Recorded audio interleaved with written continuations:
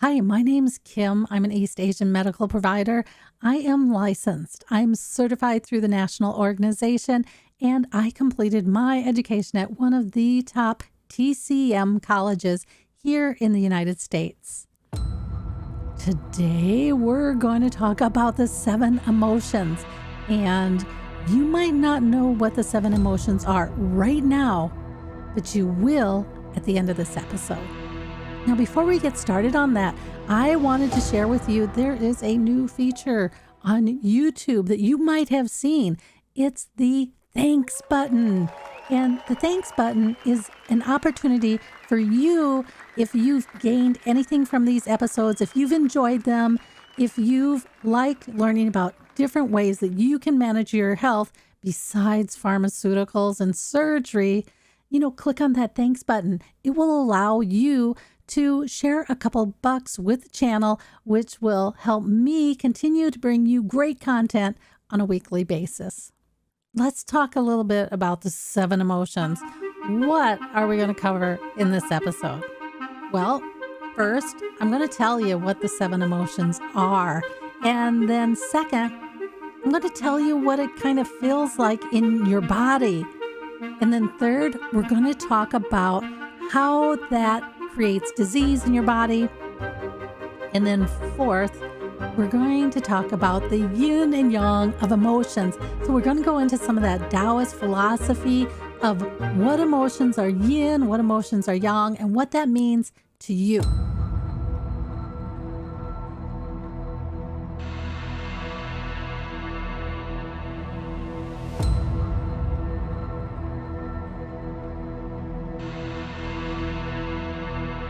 Let's start out with what the 7 emotions are. So the first one is joy. And then after joy, there's anger. After anger, we have grief, melancholy, fear, fright,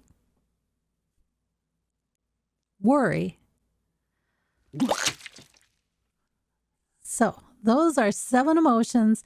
You might know every one of those emotions, and there might be one of those that you feel a lot.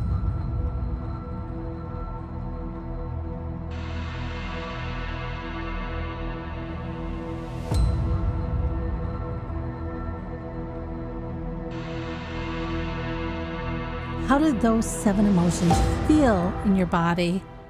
Is there something you're missing because they sound like kind of common emotions? The first one is joy. And joy, that sounds like a good one. If I was going to have an emotion, I'm going to go for the joy one. I want that one for me. Yet that's not the one that you really want, because it's not like joy. Hey, you're hanging out with friends, having a good time. No, this is like mania. And when it's not quite that severe, do you do this where you giggle at something and you know it's like the wrong thing to do? Like it's totally inappropriate to be giggling at this point in time, and yet you can't stop yourself. That is the type of joy that we're talking about. Anger. Oh, but before we leave joy, you know what? There's another way where joy can show up when it's kind of out of control. And that is sorrow, crying. So who knew that, right? That seems like so bizarre. But I don't know, as a woman, we usually find this a lot where something will happen and we can't stop crying. We just like immediately the water spigot turns on and we start crying. And the worst place to have this happen is at work, right? Where you're talking with coworkers and you're feeling under pressure and you feel that water spigot coming on. That's another way where joy shows up at being out of control. Anyways, nobody likes the crying one, especially the person who's suffering it. What about anger?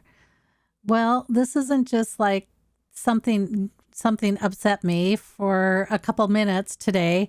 This is something that you're carrying around for a lot of the day. So it could be resentment, it could be frustration, it could be anger, it could be that inability, that over controlling. You have to control everything. So that is where you start seeing anger as not a normal emotion, but something that's gotten a little out of control. And then you have grief. All of us experience grief. And over the last few years, so many of us have lost people that we love and we care for, and that creates grief, and that is normal. And grief takes a long time to get over. It takes like 3 years to get over that. Yet there's another side of grief where it starts to consume your life and it starts leading to this endless depression. You stop interacting with the world. You want to just lay around the house. That's grief out of control. Melancholy. Melancholy has the same kind of depression thing. There are times when you can just be kind of sad and melancholy. Here in the Pacific Northwest, it rains a lot. And right now, the sun's been teasing us. It comes out like once every 7 days, and then we're back in the rain. And that's causing a little bit of melancholy for us up here because we're kind of getting exhausted with the rain. Yet that's okay. It's when melancholy, again, starts taking over your life, when you're sad most of the time, when you just want to stay at home, when you have a hard time interacting with people. Depression, again, is part of melancholy out of control. Fear. Well, we all have fear. And in Taoism, they think that is one of the biggest things that we have to overcome. And fear stops us from doing things. Fright is those immediate things that just happen, like somebody slammed the door and you jumped. That's fright. And then there's worry. That is a really common emotion where you just worry about everything, even though there might not be a reason to worry. You're worrying about it. And that can cause anxiety. So those are the 7 emotions.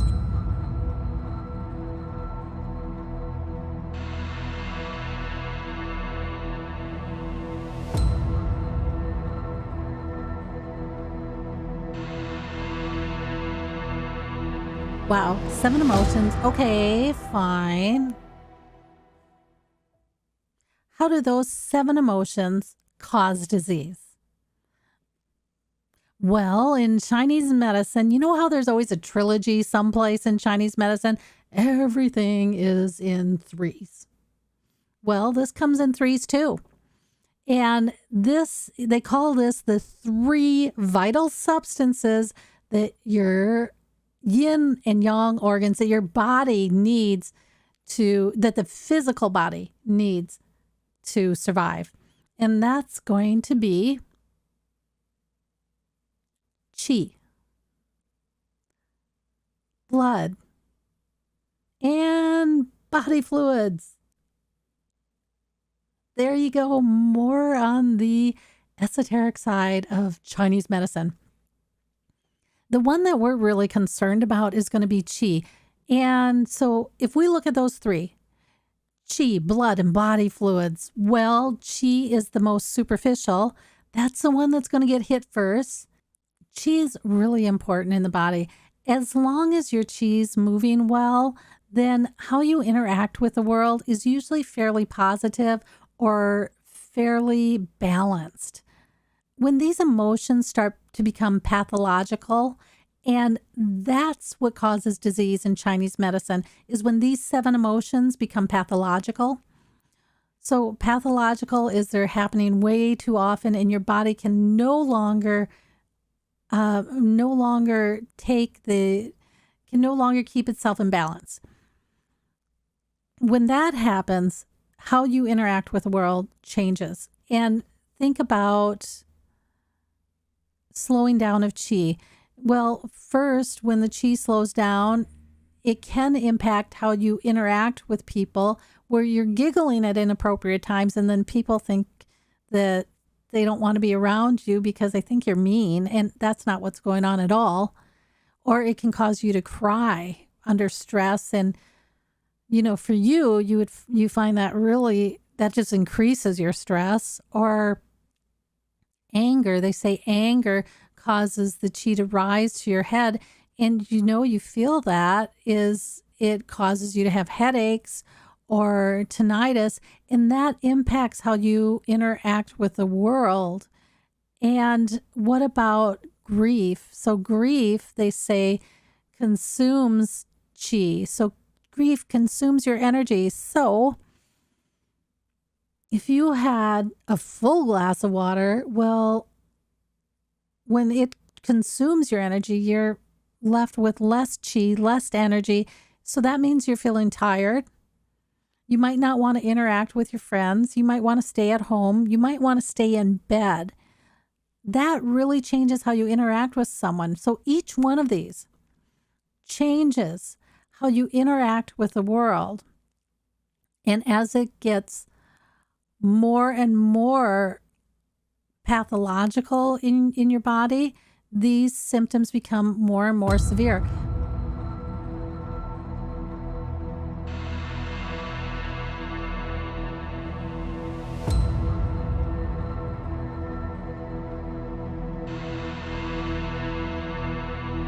Here's the last part of this episode, and that's the yin and yang of emotions.